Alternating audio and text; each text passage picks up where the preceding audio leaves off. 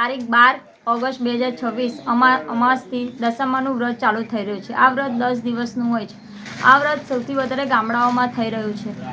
બધાની આસ્થાથી દશામાનું વ્રત લોકો કરતા હોય છે. અત્યારે ગામડામાં ખેતીઓનો સમય હોય છે, ખર્ચાઓ પણ હોય છે, પણ ગામડાની લેડીઝ દશામાનું વ્રત કરતી હોય છે, જેથી સંસ્કૃતિ જળવાઈ રહે. આપણા ગુજરાતની સંસ્કૃતિ અને સંસ્કાર જળવાઈ રહે તેથી તે દશામાનું વ્રત કરતા હોય છે. દશામાના વ્રત કરવાથી ઘણા બધા લોકોની મનોકામના પૂર્ણ થાય છે. તેથી દશામાનું વ્રત 10 દિવસનું બધા આસ્થાપૂર્વક કરી રહ્યા છે.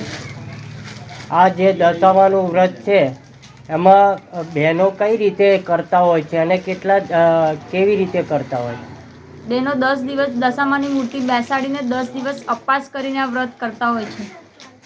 અને માતાજીને નર્મદામાં જળમાં વિસર્જન કરવાની પદ્ધતિ કેવી હોય છે? 10મા દિવસ પછી માતાજીને નર્મદા નદીમાં વિસર્જિત કરે છે.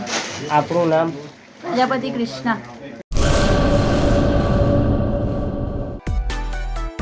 માં motor driving, safe and sure driving. Driving એ શોખ સાથે આપની મોટી જવાબદારી પણ છે. અમારા ઇન્સ્ટ્રક્ટર દ્વારા સચોટ અને સરળ માર્ગદર્શન. આપની રોજની તાલીમની માહિતી મેળવીને શું અધુરાશ છે એના ઉપર પૂરું ફોકસ કરાય છે.